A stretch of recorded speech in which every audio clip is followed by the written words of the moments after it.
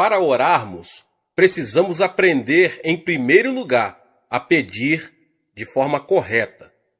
Embora seja verdade que Deus sabe de tudo, não podemos ter a atitude de que não é necessário pedir, porque Ele já sabe de tudo que precisamos. Algumas pessoas pensam que não precisamos pedir por causa do versículo de Mateus. Não vos assemelheis, pois a eles, porque Deus, o vosso Pai, sabe o de que tendes necessidade, antes que lhe o peçais. Mateus 6:8. Mas para entendermos corretamente esse verso, precisamos examinar seu contexto bíblico. Além disso, Jesus havia dito: e orando, não useis de vãs repetições, como os gentios, porque presumem que pelo seu muito falar serão ouvidos. Mateus 6:7. Mas aqui, Jesus estava referindo-se à prática de se repetir as orações ritualisticamente. Ele não estava querendo dizer que não se pode pedir. Eu vou lhes explicar mais adiante. Pelo contrário, sua intenção era ensinar-nos a dirigir ao Pai todas as petições que procedem de nossa oração. Dirigir petições a Deus é um aspecto básico da oração. Deus é o nosso Pai, e como Pai, Ele tem prazer em dar bênçãos aos seus filhos. Um filho, dentro de sua família, tem certos direitos. Jesus Cristo, o Filho de Deus, nos assegura: naquele dia, nada me perguntareis. Em verdade vos digo, se pedirdes alguma coisa ao Pai, Ele vô-la concederá em meu nome. Até agora nada tendes pedido em meu nome. Pedi e recebereis, para que a vossa alegria seja completa. João 16, 23 e 24. E no versículo 27, ele mostra por que isso acontece desse jeito. Porque o próprio Pai vos ama, visto que me tendes amado e tendes crido que eu vim da parte do Pai. O Pai nos ama porque cremos em seu Filho. Portanto, somos participantes da herança do Filho unigênito de Deus. Deus é muito bondoso, meus irmãos e irmãs. Ele quer dar-nos todas as boas coisas, desde que lá peçamos. Ora, se vós, que sois maus, sabem dar boas dádivas aos vossos filhos, quanto mais vosso Pai que estás nos céus dará boas coisas ao que lhe pedirem. Cristo veio a este mundo para proporcionar redenção e restauração ao homem caído. Quando Cristo estava preso na cruz, Deus estava cumprindo as condições necessárias para que a humanidade pudesse voltar a ter comunhão completa com Ele. Paulo disse o seguinte, a saber, que Deus estava em Cristo, reconciliando consigo mesmo o mundo, não imputando aos homens as suas transgressões, e nos confiou a palavra da reconciliação. Com base na obra reconciliadora do Pai, todos nós temos a possibilidade de sermos salvos. Mas a salvação tem que ser pregada até os confins da terra, oferecendo a todos os homens a oportunidade de aceitarem ou rejeitarem o Evangelho, a boa nova de que o preço já foi pago e que todos os homens podem ter acesso direto a Deus. Mas para receber essa grande bênção da salvação, os homens terão que pedi-la. Pelo arrependimento, eles devem pedir a Cristo que lhes perdoem os pecados. Devem pedir a Cristo que entre em seu coração. Embora o dom da salvação esteja à disposição de todos, só podemos apropriarmos dele pedindo. E não é somente a regeneração que obtemos pela petição. Também a plenitude do Espírito Santo está à nossa disposição, bastando simplesmente que peçamos. Quanto mais o Pai Celestial dará o Espírito Santo àqueles que lhe pedirem, Lucas 11:13. Mas não só o dom da salvação, mas também a plenitude do Espírito Santo e todas as demais bênçãos estão à nossa disposição e podemos obtê-las pela petição em oração. Tiago afirma que Deus não negará a sabedoria a ninguém, mas a dará liberalmente, desde que a peçamos com fé. Podemos obter os dons do Espírito Santo, bastando para isto que os peçamos. Cura, libertação, prosperidade e bênçãos são coisas que todos podemos pedir a Deus. Temos o direito também de orar a Deus por um avivamento. Pedir ao Senhor chuva no tempo das chuvas serôdias, ao Senhor, que faz as nuvens de chuva, dá aos homens aguaceiro. Zacarias 10:1. A bênção de Deus pode ser nossa, basta que a peçamos. Podemos receber as bênçãos de Deus, que em Zacarias são tipificadas como chuvas, porque Deus ordenou que as peçamos. Está bem claro que Deus está desejoso de abençoar seus filhos. Contudo, temos que fazer a nossa parte, que é pedir de forma correta. Agora, meus irmãos e irmãs, como funciona essa questão de pedir? Como podemos obter a resposta de nossas petições? Há, contudo, 4 passos. O primeiro passo, temos que pedir com fé. O simples fato de pedir alguma coisa a Deus não é garantia de uma resposta positiva. E tudo quanto pedirdes em oração, crendo, recebereis. Mateus 21:22. O segundo passo, temos que manter um relacionamento com Cristo. Se permanecerdes em mim e as minhas palavras permanecerem em vós, pedireis o que quiseres e vos será feito. João 15:7. Quando permanecemos em oração, desenvolvemos-nos espiritualmente, de modo que os desejos dele passam a ser os nossos. O terceiro passo, temos que ter a motivação correta. Pedis e não recebeis, porque pedis mal, para esbanjardes em vossos prazeres. Tiago 4:3. Sabemos que é desejo de Deus dar-nos boas coisas. Contudo, muito de nossos pedidos são inspirados por puro egoísmo. Deus quer que nossas petições tenham a finalidade de glorificá-lo. O quarto passo é, temos que pedir segundo a vontade de Deus. Será que isso quer dizer que teremos de procurar saber primeiro, antes de orar, se Deus quer que sejamos curados? Não. E é por isso que é tão importante conhecermos as Escrituras. A Bíblia nos diz qual é a vontade de Deus. Mas quando oramos, pedindo algo que Deus já nos prometeu, temos certeza de que oramos segundo a sua vontade. E esta é a confiança que temos para com Ele, que se pedirmos alguma coisa segundo a sua vontade, Ele nos ouve.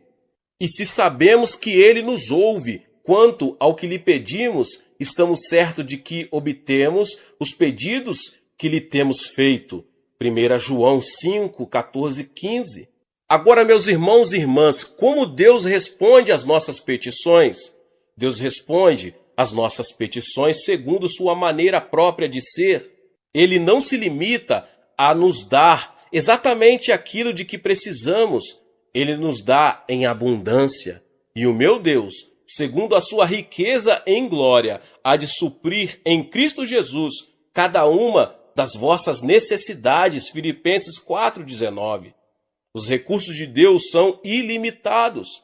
Deste modo, Ele supre todas as nossas necessidades.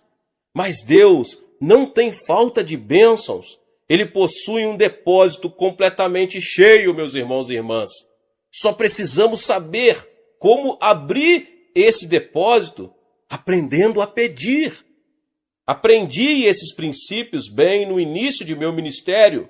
Estudei as Escrituras e descobri que Deus é bom.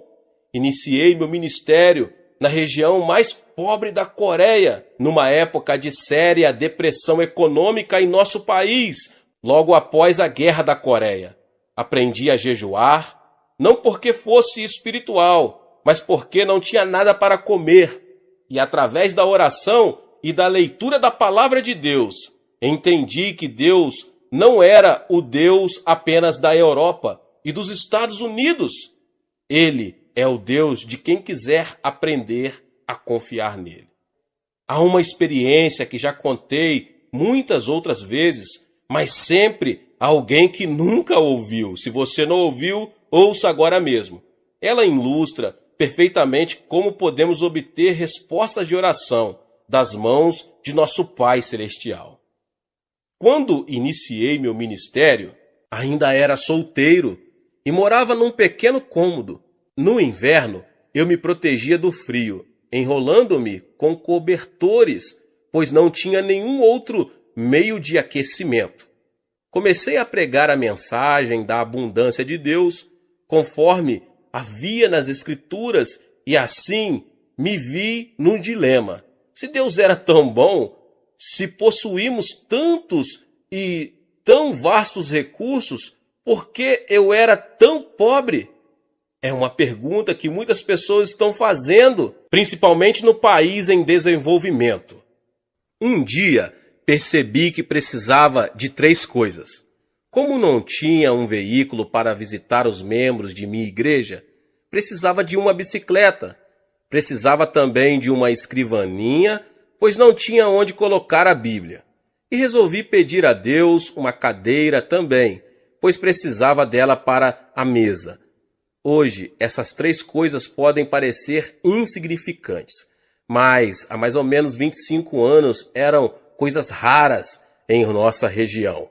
Contudo, com toda confiança, pedi a meu Pai Celeste essas 3 coisas, uma cadeira, uma mesa e uma bicicleta.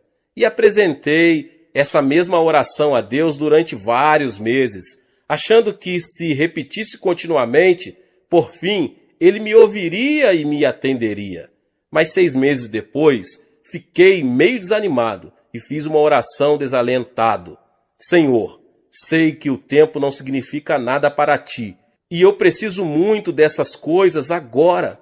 Talvez o Senhor esteja pensando em demorar mais para atender a minha petição, mas se demorar muito, eu morro e não preciso mais delas. Então, ouvi uma voz suave e tranquila me falando no íntimo. Filho, escutei sua petição desde a primeira vez em que fez, há 6 meses. Então por que não me atendeu? Indaguei. Você me pediu uma bicicleta, não foi? Continuou Deus. Mas existem muitos tipos de bicicletas. Qual delas você quer? Existem também muitos tipos de mesa, feitas de diversos tipos de madeira. Que tipo de mesa você quer? Existem também diversos tipos e modelos de cadeira. Qual tipo de cadeira você quer? E essas palavras que ele me falou naquela noite revolucionaram minha vida. Então resolvi pedir a Deus objetos específicos, uma bicicleta da fabricação americana, que naquela época havia 3 tipos de bicicleta, mas a americana era a de melhor qualidade. Pedi uma escrivaninha de mogno das Filipinas e, por último, pedi uma cadeira. Mas não era uma cadeira qualquer. Queria uma cadeira com rodinhas nos pés, para que pudéssemos girá-la à vontade, como um daqueles grandes empresários. 2 semanas depois, ganhei uma bicicleta americana um pouco usada e fora do filho de um missionário. Depois ganhei a escrivaninha de mogno das Filipinas e a cadeira para fazer jogo com ela. É claro que era uma cadeira giratória. A parte mais interessante dessa experiência ocorreu antes de eu receber estas coisas.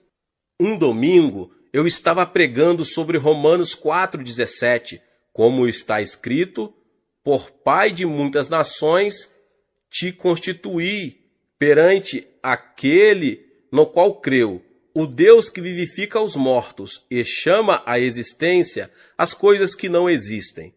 No meio do sermão, eu me ouvi dizer com grande convicção: eu ganhei uma bicicleta, uma escrivaninha e uma cadeira. E em seguida pus-me a descrever cada um desses objetos.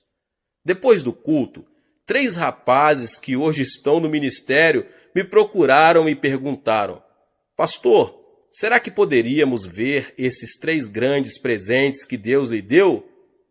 Era bastante compreensível que eles estivessem curiosos, pois essas coisas eram muito incomuns naquela região. A caminho de casa, comecei a me preocupar com o que ia dizer aqueles jovens quando vissem meu cômodo vazio. Assim que abri a porta, vi-os correr os olhos pelo aposento desprovido, procurando minha bicicleta, a cadeira e a mesa. Afinal, um deles disse: Pastor, onde estão? Indagou com expressão de espanto. Bem aqui, repliquei, apontando para o meu estômago. Deixe-me explicar fazendo uma pergunta. Continuei calmamente, admirado com minha resposta. Onde você estava antes de nascer? No ventre de minha mãe, respondeu um deles afinal. Certo, exclamei. E você já existia antes de nascer? Indaguei, vendo que um brilho começava a surgir no rosto deles. Já, claro que já existíamos no ventre de nossa mãe. Mas ninguém podia ver vocês, sorri. E eles disse qual era a minha condição naquele momento. Estou grávido também. Estou esperando uma cadeira, uma mesa e uma bicicleta de fabricação americana. Concluí todo orgulhoso, vendo a expressão de surpresa que havia no semblante deles, transformando-se em riso. Ora, pastor, então o senhor está grávido, disseram rindo. Tentei pedir silêncio a eles e que não contassem nada para ninguém, mas uma notícia como essa, um homem grávido, era difícil de manter em segredo. Então se espalhou pelo bairro a notícia de que o pastor da igreja local estava grávido. E quando eu passava, as mulheres olhavam para mim e riam. As criancinhas vinham colocar a mão em meu estômago para ver se sentiam ali a bicicleta. Mas depois, quando Deus me deu esses objetos, então foi minha vez de rir. E desse modo, Deus me ensinou a fazer orações específicas. É assim que se ora em fé. Não faça petições com generalidades, certifique-se bem do que você precisa e escreva. Depois, ao orar, apresente a Deus aquilo que você deseja com detalhes. Isso feito, passe a dizer que já o recebeu. Talvez não queira dizer em público, mas comece a dar graças a Deus e a confessar que já recebeu a resposta. Lembre-se de que se pedirmos com fé, Deus nos dará o que pedimos. É muito interessante que Deus tenha ensinado isto para um pastor de um pequeno país. Parece que geralmente só os pastores de países do Ocidente falam sobre a abundância das bênçãos de Deus ao atender suas necessidades, mas eu posso testemunhar de que ele pode fazer o mesmo por qualquer homem ou mulher que lhe o pedir segundo a sua santa palavra. Muitas vezes deixamos que as condições sociais ou econômicas em que vivemos venham a ditar o nível de nossa fé.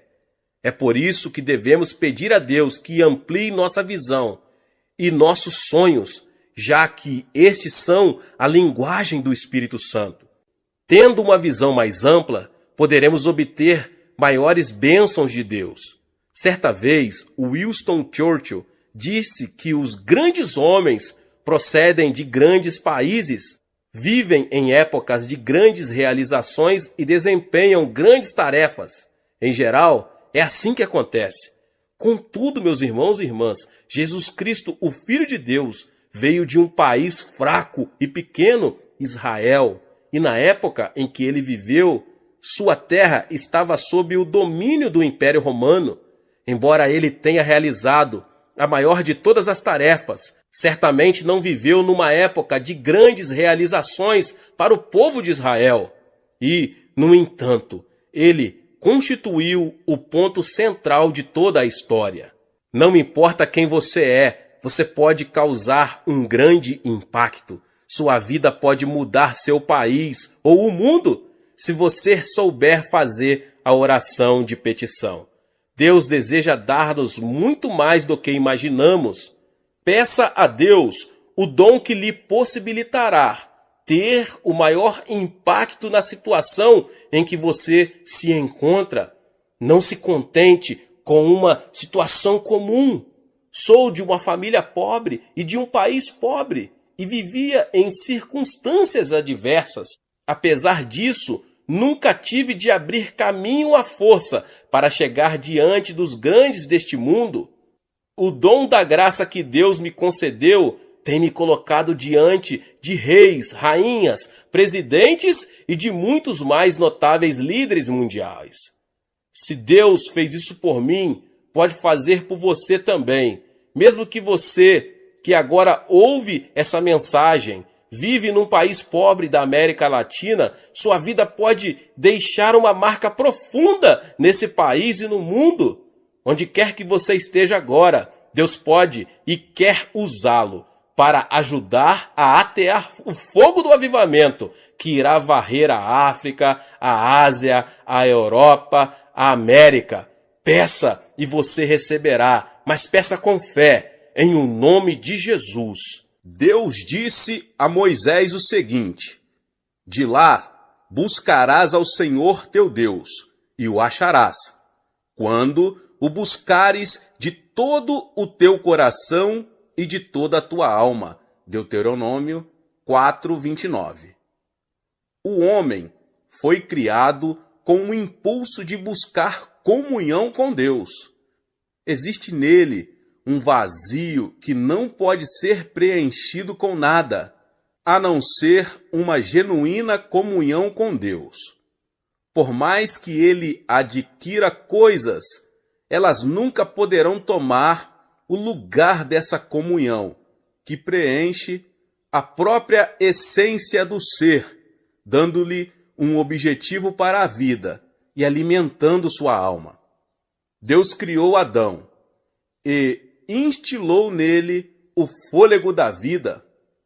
Ele foi um ser físico antes de ser espiritual.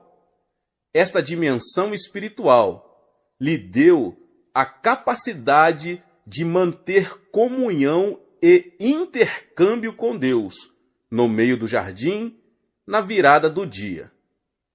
Ao pecar, o homem perdeu essa possibilidade. Mas Deus ainda desejava manter comunhão com ele, e então tomou a iniciativa em Abrão. Este veio a ser o pai, Abraão, de todos os fiéis que iriam ter a oportunidade de manter comunhão com Deus. Mais tarde, Deus manifestou sua presença física na terra, através do tabernáculo de Moisés. Contudo, com poucas exceções, só o sumo sacerdote podia entrar na terceira divisão do tabernáculo, que era chamado o Santo dos Santos. No reinado de Davi, assim que ele foi aclamado rei de Israel, a primeira coisa que fez foi mandar trazer para o local de culto de Israel a Arca da Aliança, que era símbolo da presença de Deus. Entretanto, ao invés de recolocá-la ao tabernáculo, ele deveria, por ordem de Deus, erigir uma casa própria em Sião, onde Davi morava. Pois o Senhor escolheu a Sião, preferiu-a por sua morada. Salmos 132:13. Em Sião, Deus teria um contato direto com Israel e manteria comunhão com seu povo. Todavia, a adoração que o povo prestava a Deus voltou a assumir um estilo ritualístico. E Deus, mais uma vez, tomou a iniciativa de restaurar a comunhão com o homem, vindo ao mundo na pessoa de Jesus Cristo. Hoje, na era da igreja, Deus nos deu o Espírito Santo, para que pudéssemos manter comunhão com o Pai e o Filho. Jesus disse: Ele me glorificará, porque há de receber do que é meu e vou-lo-á de anunciar. Tudo quanto o Pai tem é meu, por isso é que vos disse que há de receber do que é meu e vou-lo-á de anunciar. João 16, 14 e 15. E depois ele diz mais: aquele que tem os meus mandamentos e os guarda, esse é o que me ama, e aquele que me ama será amado por meu Pai, e eu também o amarei e me manifestarei a ele. João 14, 21.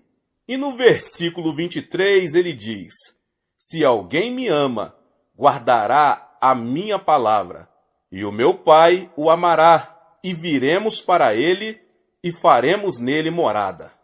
A oração como petição é muito importante para obtermos as coisas de que precisamos. Mas orar não é apenas pedir, é mais que isso.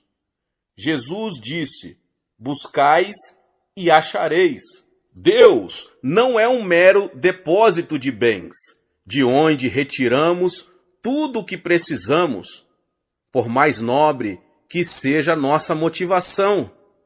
Ele é um ser vivo que deseja manter comunhão conosco.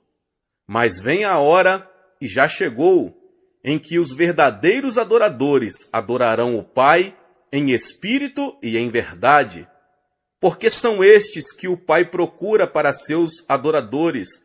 João 4, 23.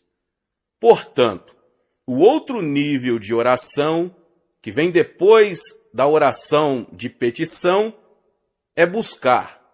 Isso não implica supressão da petição. O maior não suprime o menor, mas o menor está sempre incluído no maior.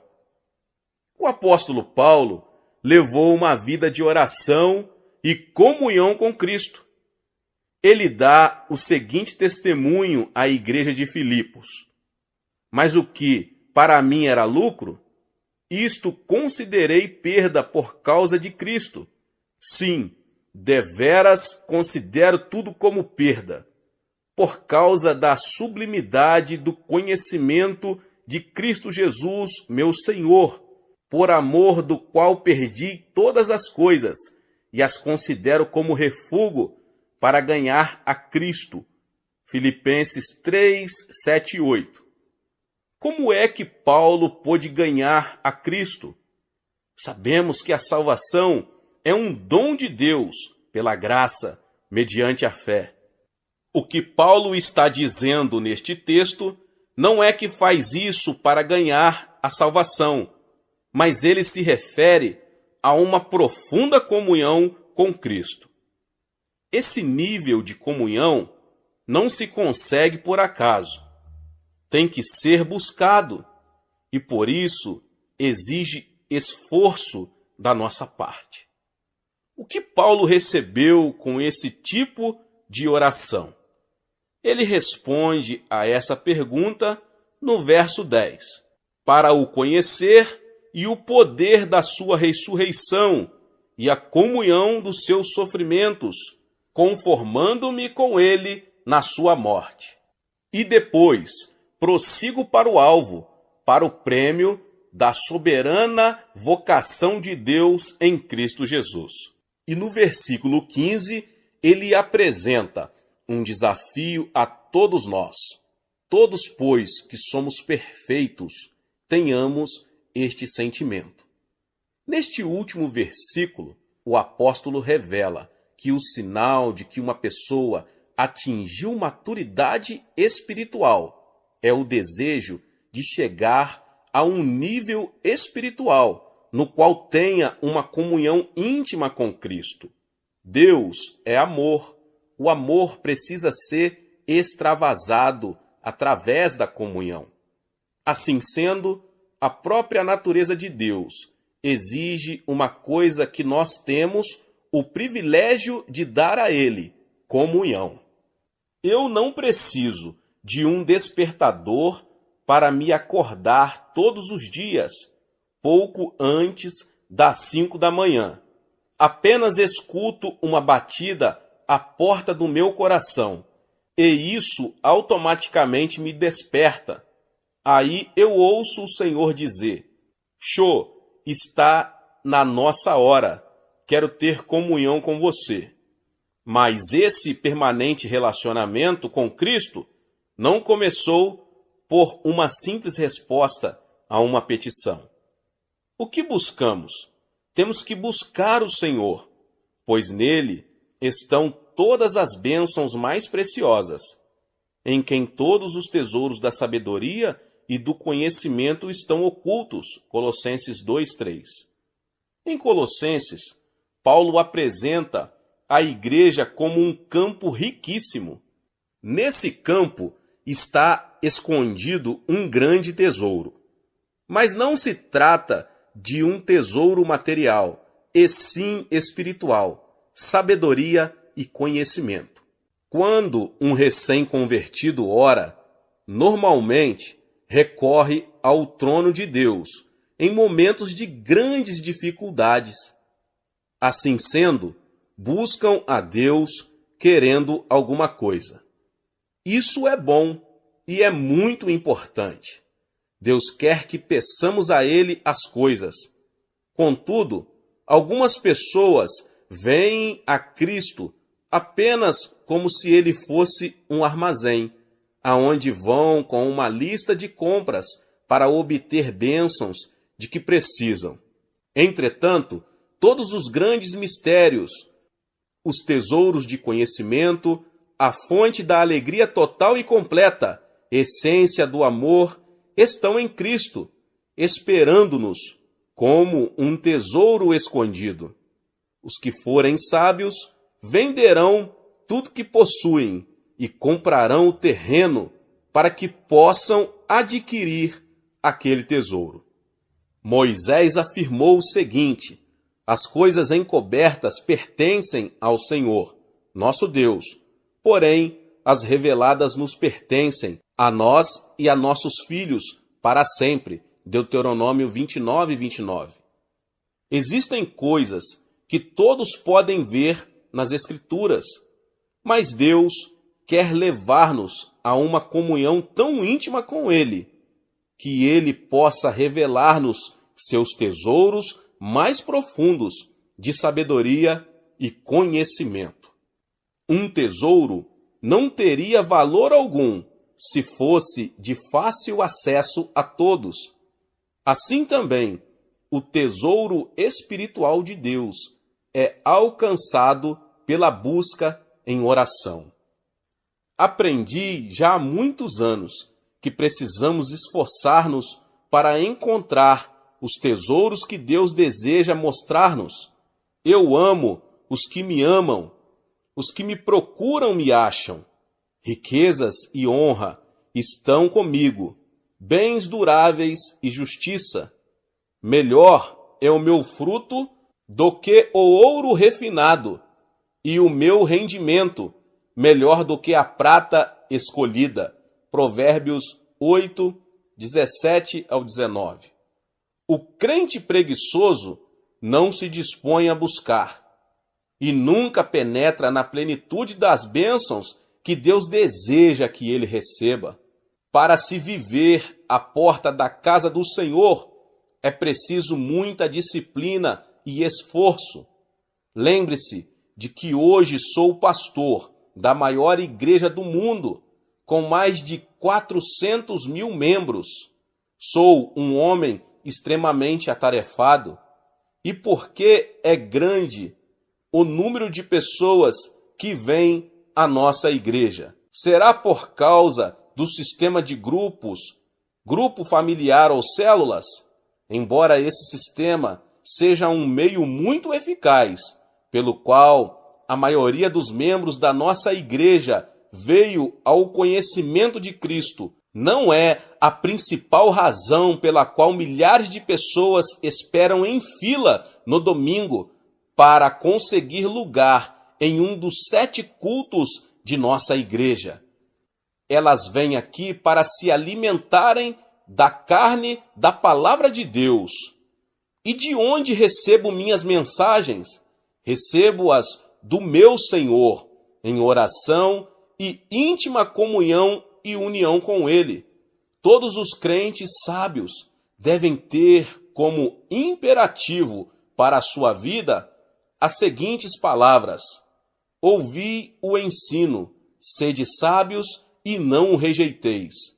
Feliz o homem que me dá ouvidos, velando dia a dia as minhas portas, esperando as ombreiras da minha estrada. Porque o que me acha a vida e alcança favor do Senhor. Provérbios 8, 33 ao 35. Se você não possui uma vida espiritual vibrante, é que ainda não aprendeu a buscar o Senhor. Se ao estudar a palavra de Deus, não recebe novas revelações da realidade espiritual, então é possível que ainda não tenha entrado na segunda fase da oração: buscai e achareis.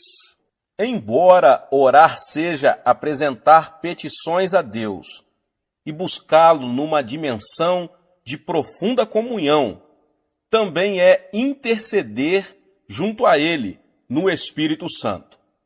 Então, a oração de intercessão é o terceiro nível de oração, no qual participamos da compaixão de Cristo por uma pessoa, uma circunstância, uma necessidade em alguma parte do mundo.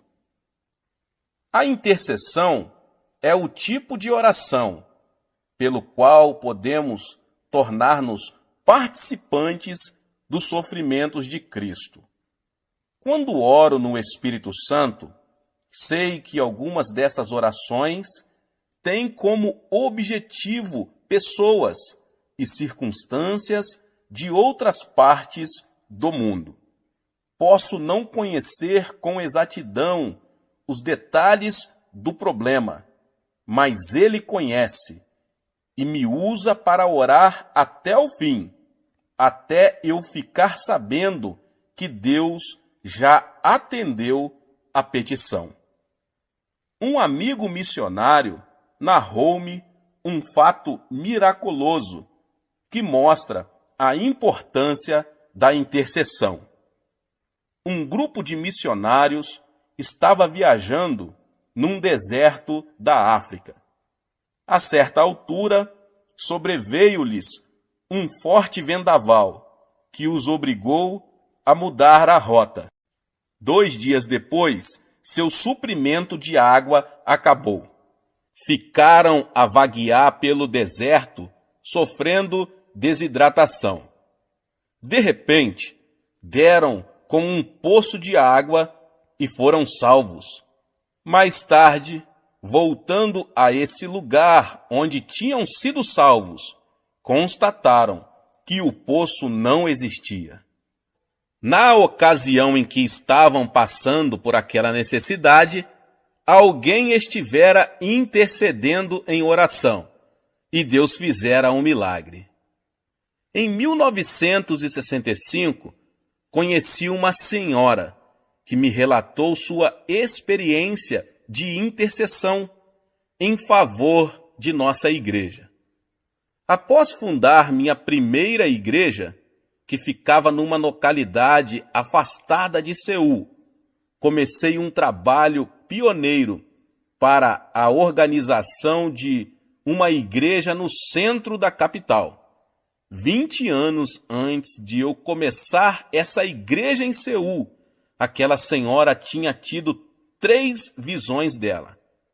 Após cada uma das visões, ela intercedeu por nós no Espírito.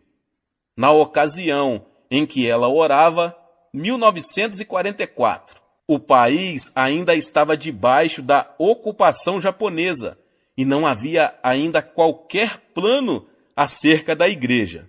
Mas o Espírito Santo sabia que essa igreja, que se chamava de Igreja de Sudaemon, por causa do local onde se situava, iria tornar-se a igreja central do Evangelho pleno.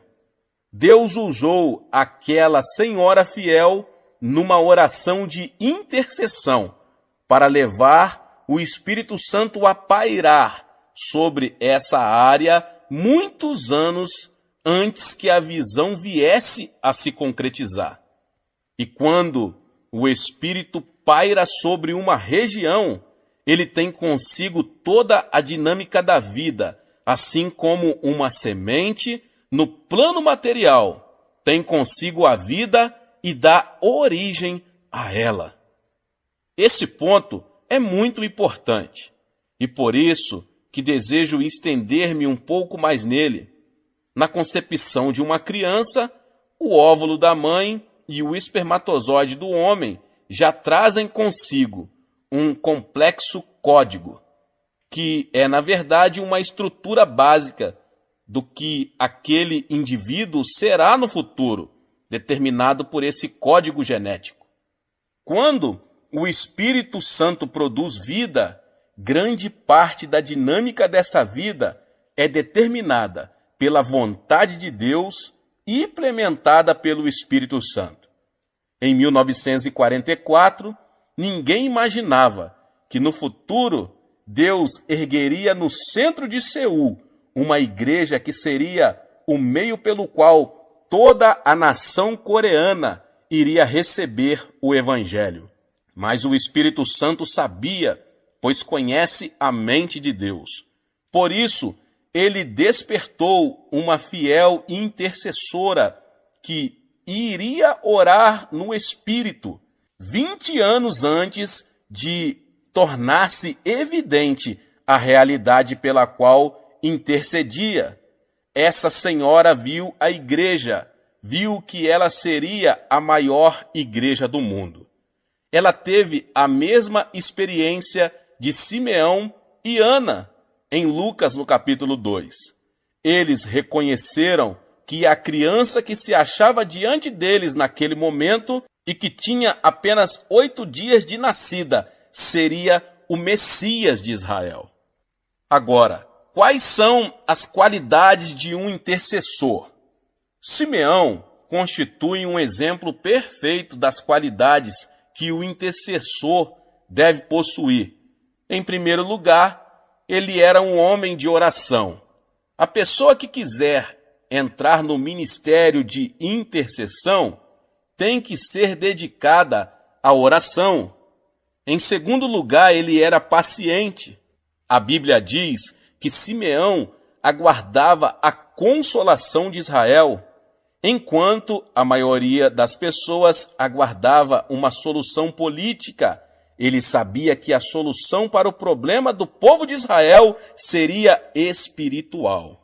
Assim sendo, poderia esperar muitos anos para ver a resposta de suas orações. Em terceiro lugar, ele era cheio do Espírito Santo. Só uma pessoa que possui o Espírito Santo pode suportar o peso da oração da intercessão. Em quarto lugar, ele confiava. Simeão tinha recebido a revelação de que veria a resposta de suas orações antes de morrer.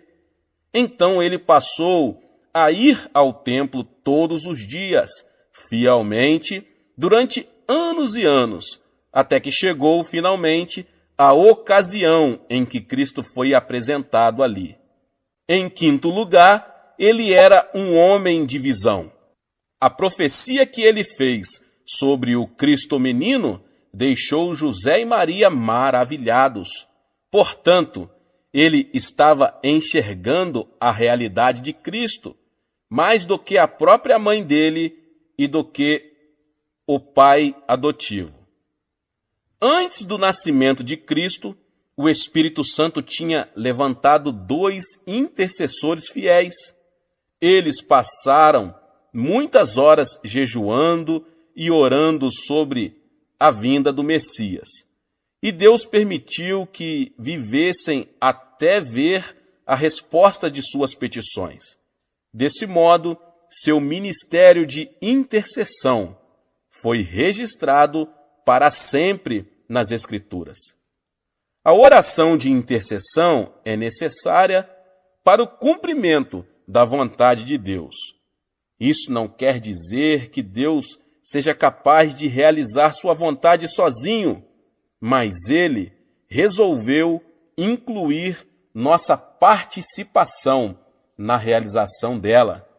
Assim sendo, aqueles que assumem um ministério de intercessão, na verdade, se tornam partes integrantes da realização dos planos e propósitos de Deus. Agora, por que a intercessão é necessária? Antes de analisarmos a necessidade da intercessão, devemos ver o que nós, discípulos de Cristo, somos nessa terra. Nós somos o sal da terra. Mateus 5,13. O sal dá sabor aos alimentos, aos quais é adicionado. Jó disse o seguinte: comer-se-á sem sal o que é insípido? Jó 6,6. A igreja deve ter na terra a mesma função do sal. Nossa presença na terra impede que Deus destrua este mundo pecaminoso, como destruiu Sodoma e Gomorra. Assim, Ele coloca sobre nós a responsabilidade do retardamento do juízo final, dando mais tempo aos homens para que aceitem ou rejeitem a Jesus Cristo como Salvador. Da mesma forma, somos embaixadores de Cristo. Assim, somos enviados como representantes oficiais de nosso governo, o Reino de Deus, para apresentar seus interesses em um país estrangeiro. Quando 2 governos estão em guerra, a primeira coisa que fazem é retirar seus embaixadores. Portanto, o fato de permanecermos nesta terra significa que Deus ainda está suportando o pecado do mundo e ainda há tempo para se pregar o Evangelho. Mas o sal também restringe o processo da deterioração.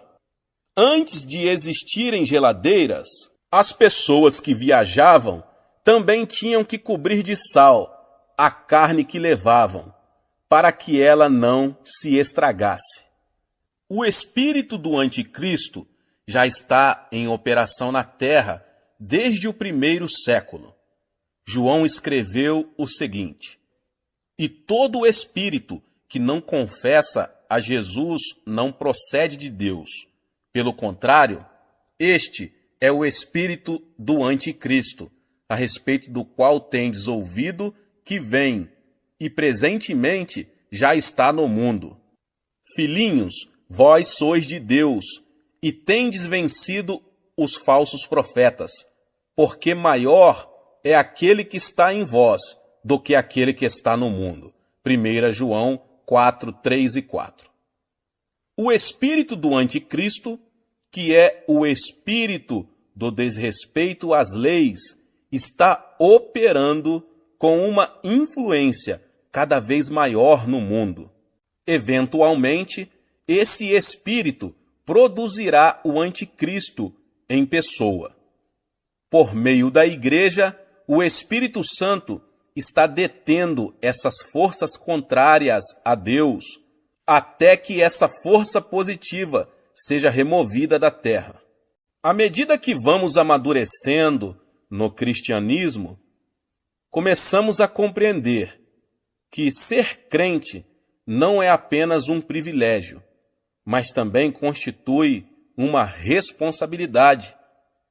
E sendo a principal barreira que impede a expansão da influência de Satanás no mundo, precisamos entender bem a importância da oração de intercessão.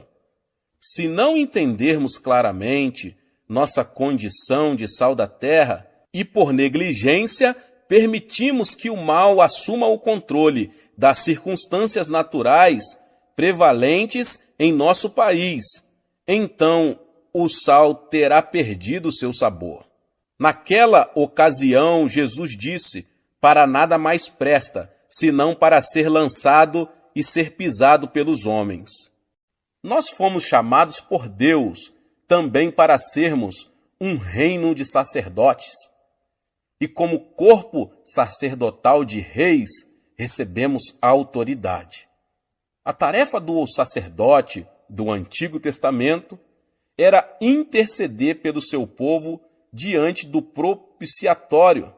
Assim também, em nossas orações de intercessão, exercemos nosso papel de sacerdotes do Novo Testamento, tomando posição na brecha, clamando pelas necessidades do povo de Deus. Deus determinou que seus filhos governem conjuntamente com Cristo. Ele não governa sobre nós, eximindo-nos de responsabilidades, mas ele nos delegou a autoridade para assisti-lo em seu governo na terra. E pôs todas as coisas debaixo dos pés, e para ser o cabeça sobre todas as coisas, o deu à igreja, a qual é o seu corpo, a plenitude daquele que a tudo enche todas as coisas. Efésios 1, 22 e 23.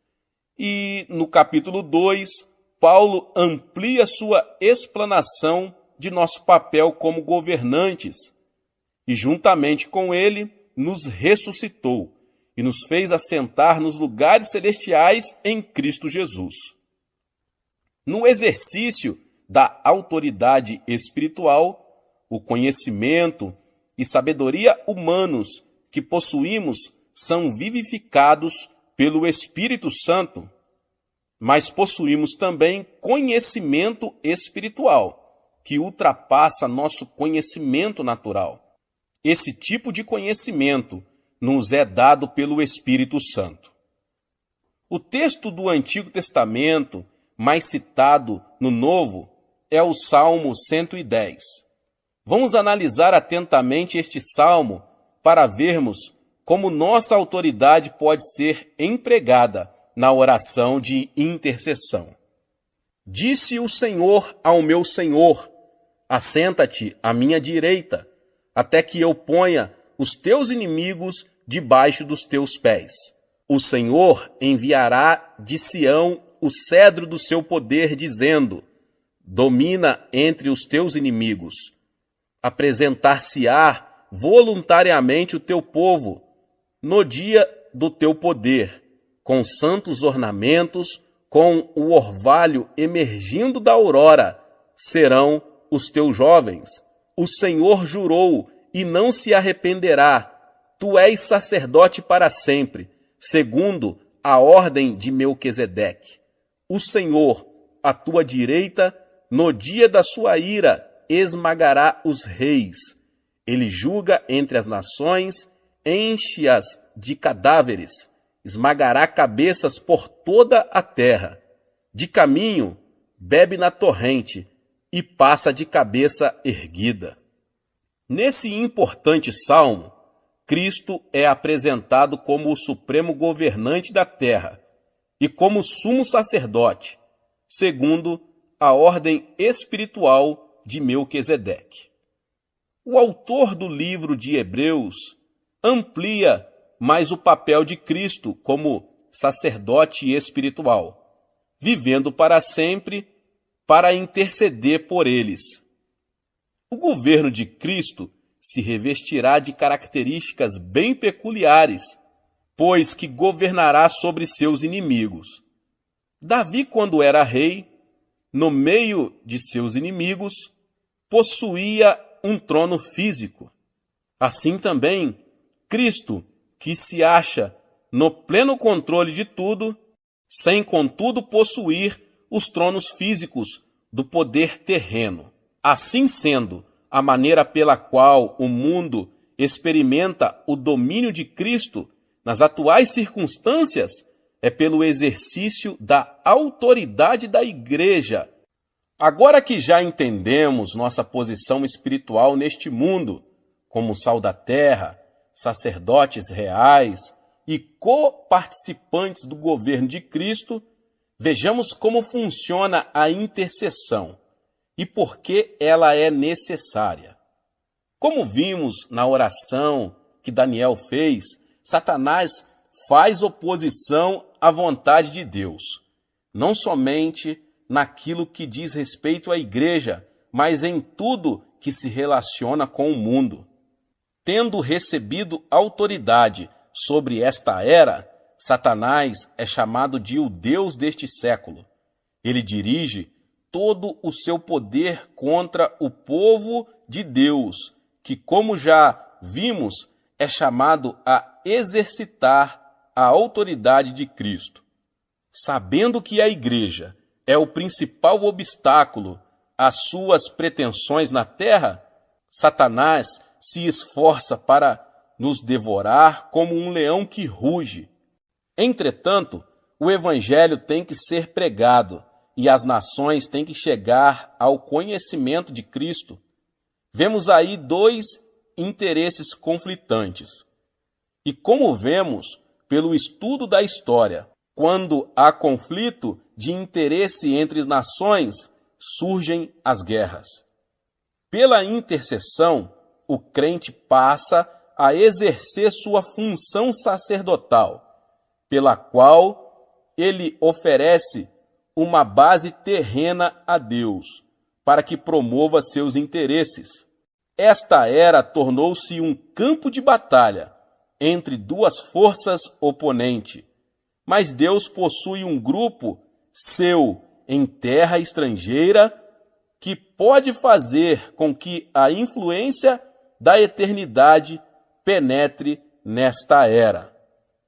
Dessa forma, este mundo natural pode ser conquistado e passa a estar sob o domínio do reino de Deus. Quando Israel estava guerreando contra seus inimigos, Moisés levantou as mãos, mas na hora em que ele abaixava as mãos, Israel era derrotado. Isso é um símbolo claro da prática da intercessão. Existe um preço na intercessão. Antes de compreendermos o preço da oração intercessória, precisamos entender o sofrimento atual de Cristo.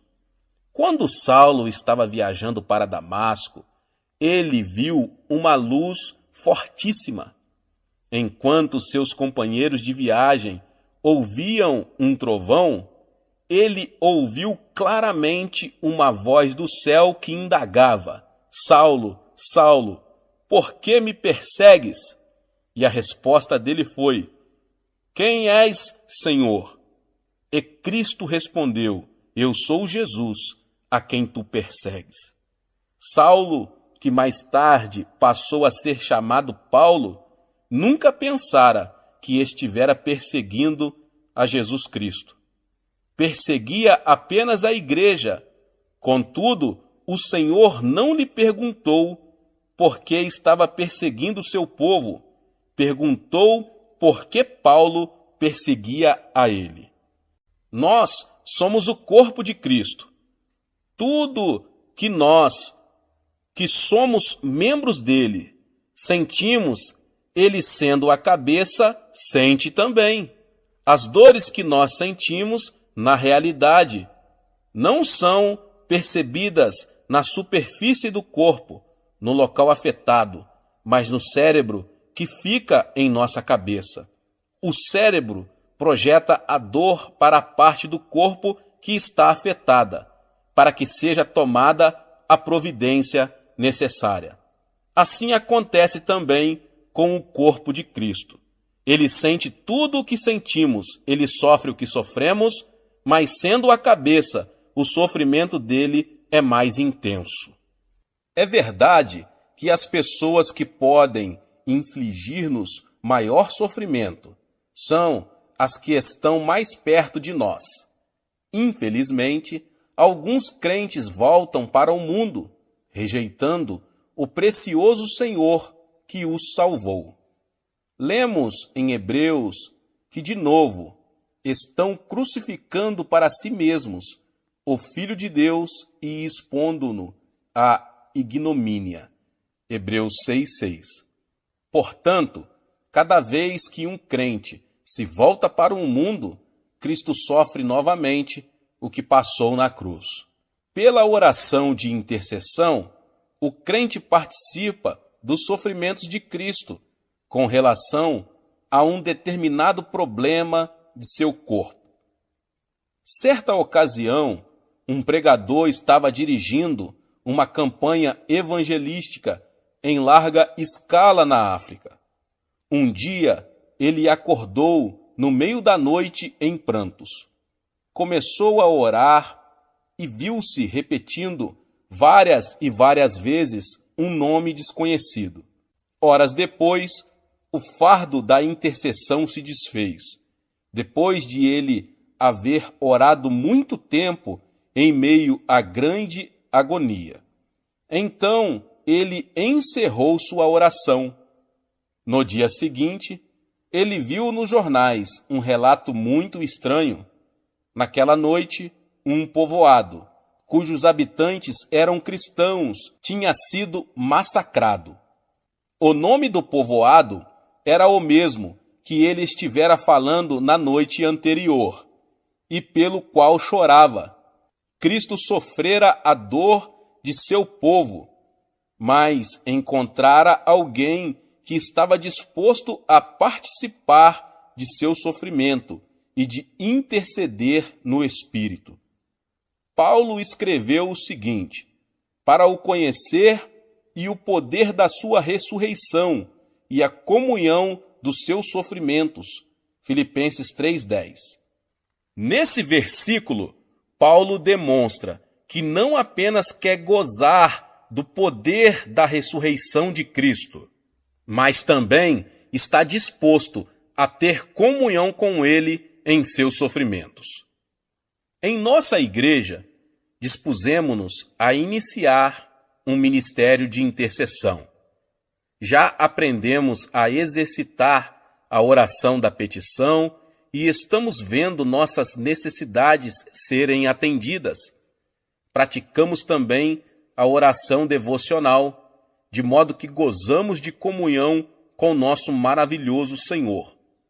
Mas estamos ainda mais comprometidos com a oração de intercessão, de modo que estamos presenciando um avivamento em nossa terra e o veremos no mundo todo. Não existe nenhum outro lugar da terra onde se saiba que milhares de pessoas estão jejuando e orando continuamente, entre 3 e 10 mil pessoas. Estamos encarando seriamente a batalha que Deus nos mandou travar. Estamos utilizando com toda seriedade as armas espirituais que nos garantirão a vitória. Sabemos perfeitamente qual é o campo de batalha, o coração de todos os homens do mundo, e estamos convencidos de que partilharemos da vitória final com o Rei da Glória. Quais portas adentramos ao fazer orações de intercessão? Além da sua função comum, como meio de entrada numa casa ou prédio, a porta é usada metaforicamente como entrada para uma experiência espiritual ou para uma oportunidade. Por isso, Jesus disse: "Eu sou a porta." Ele é o meio pelo qual o homem pode chegar ao Pai. Paulo empregou essa palavra como uma entrada para uma oportunidade. Ele disse: "Ora, quando cheguei a Troade para pregar o evangelho de Cristo, e uma porta se me abriu no Senhor, não tive, contudo, tranquilidade no meu espírito." 2 Coríntios 2, 12 e 13. Escrevendo à igreja de Filadélfia, João relata esta revelação de Cristo: conheço as tuas obras, eis que tenho posto diante de ti uma porta aberta, a qual ninguém pode fechar. Apocalipse 3, 8. Mas a porta não é apenas um símbolo de oportunidade para se pregar o Evangelho de Jesus a uma comunidade. É também uma oportunidade para uma pessoa, como diz o Senhor: eis que estou à porta e bato. Se alguém ouvir a minha voz e abrir a porta, entrarei em sua casa e cearei com ele e ele comigo. Apocalipse 3:20. Existem portas de acesso às nações e grupos étnicos que podem ser abertas. Assim que ela se abre, essas pessoas podem receber fé e crer. Ali chegados, reunida a igreja, relataram quantas coisas fizera Deus com eles e como abrira aos gentios a porta da fé. Atos 14, 27. Entrar numa dessas portas de oportunidade implica enfrentar oposição espiritual por parte dos principados e potestades que impedem que as nações recebam o Evangelho e o aceitem. Porque uma porta grande e oportuna para o trabalho se me abriu, e há muitos adversários. 1 Coríntios 16, 9. Somente o Senhor Jesus Cristo pode abrir uma porta que está fechada para o Evangelho. Ora, quando cheguei a Troade para pregar o Evangelho de Cristo, e uma porta se me abriu no Senhor. 2 Coríntios 2, 12. Como podemos conseguir que se abram as portas da fé e da oportunidade? Já vimos que é Cristo quem abre essas portas. Contudo, Deus nos tornou membros do corpo dele. Isso significa que a cabeça tomou a deliberação de atuar na terra através de seu corpo.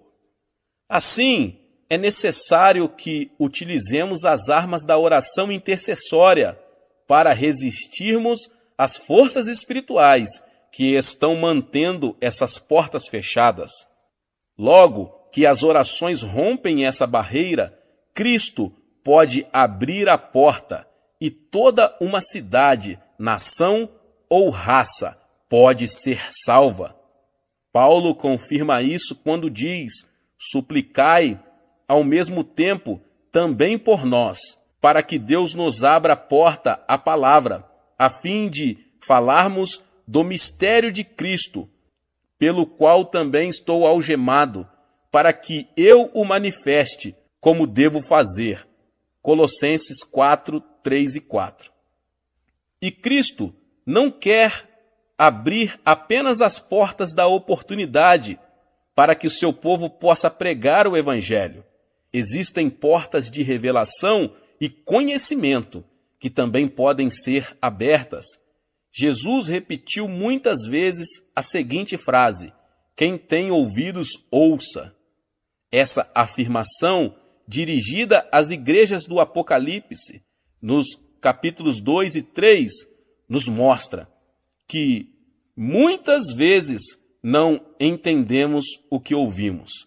É preciso que a porta do entendimento seja aberta para que nossa mente compreenda o que Deus deseja revelar-nos. Depois destas coisas, olhei, e eis não somente uma porta aberta no céu, como também a primeira voz que ouvi, como de trombeta, ao falar comigo, dizendo: sobe para aqui, e te mostrarei o que deve acontecer depois destas coisas. Imediatamente eu me achei em espírito. Apocalipse 4, 1 e 2. Vimos no livro de Atos que Deus pode abrir uma porta de oportunidade e mantê-la aberta para que preguemos o Evangelho sem empecilhos. Paulo tinha sido acusado formalmente e conduzido a Roma, que naquela época era o centro da pecaminosidade. Ele orou e pediu a outros que intercedessem por ele. Por fim, abriu-se ali uma porta, pois 2 anos permaneceu Paulo na sua prova, onde recebia todos os que o procuravam, pregando o reino de Deus e com toda a intrepidez, sem impedimento algum, ensinava as coisas referentes ao Senhor Jesus Cristo. Atos 28, 30 e 31. E assim termina o livro de Atos. É importante observar que o Espírito Santo encerra o livro, como que deixando uma porta aberta. Naturalmente, muita gente sabe que o livro não tem um fecho gramatical bem definido. Podemos deduzir isso, já que Lucas, sendo médico, deveria ter um bom domínio do grego, que ele ainda está sendo escrito, pois a igreja ainda está realizando os atos do Espírito Santo. Embora saibamos que, ao final, Paulo foi executado, o fato é que a história oficial da igreja primitiva conclui com uma nota positiva. Depois que Deus abre a porta da oportunidade espiritual, ninguém pode proibir a pregação do Evangelho. Deus pode, inclusive, bloquear a oposição que emana de nossos próprios irmãos em Cristo. É uma pena que tenhamos de desperdiçar tantas energias devido à falta de unidade dentro da igreja. Em vez de o povo de Deus lutar contra vosso verdadeiro inimigo, o diabo, muitos se opõem uns aos outros. Contudo, pode haver uma porta aberta que atue de forma de bloqueio para a oposição que brota de dentro. Paulo experimentou isso em Atos 28. Então, eles disseram: nós não recebemos da Judéia nenhuma carta que te dissesse respeito. Também não veio qualquer dos irmãos que nos anunciasse ou dissesse de ti mal algum. Portanto, está claro que o que os crentes do mundo inteiro precisam entender e começar a fazer é atuar nesse terceiro nível da oração, a intercessão. Bata e a porta se abrirá. Como já afirmei, não podemos fazer uma distinção muito exata entre os 3 tipos de oração. Podemos fazer petições, ter comunhão e intercessão no mesmo momento de oração. É difícil interceder sem ter comunhão com Cristo. Nossas petições serão mais eficazes na comunhão. E a intercessão implica fazer petições e ter comunhão. Contudo, se entendermos mais claramente esses 3 tipos de oração, poderemos orar com maior eficiência. Quando novos convertidos, encaramos a oração como um meio pelo qual podemos receber bênçãos de Deus. Com o passar do tempo, vamos amadurecendo espiritualmente e desejamos mais que isso. Agora, nossa experiência já não possui mais aquele forte sabor de novidade e podemos até pensar que estamos nos afastando da fé. O que está acontecendo, na verdade, é que estamos sendo desmamados e já nos encontramos preparados para ingerir alimento sólido. É então que precisamos passar a ter comunhão espiritual com Cristo através da obra do Espírito Santo. Assim, quem tem início o nosso relacionamento pessoal com Cristo, começamos a ter o mesmo sentimento que Ele. Não podemos mais permitir que as coisas continuem do mesmo jeito de antes. E por isso nos apresentamos voluntariamente para fazer parte do exército da oração. Davi proferiu a seguinte profecia: apresentar-se-á voluntariamente o teu povo no dia do teu poder. Muitos perguntam por que estamos gozando de um avivamento contínuo aqui na Coreia. Nós nos dispusemos voluntariamente a orar até que o evangelho seja pregado no mundo todo, e as portas irão se abrindo à medida que as forças espirituais do mal forem sendo imobilizadas em nome de Jesus. Deus abençoe a sua vida, você que ouviu essa palavra. Talvez você chegou aqui pela primeira vez e ainda não é inscrito no canal. Se inscreva no canal e ative o sininho das notificações. Todos os dias são postados vídeos abençoados aqui no canal para te abençoar. Deixe também o seu like e não esqueça de compartilhar este vídeo, esta palavra, com mais pessoas. Nos vemos nos próximos vídeos. Amém!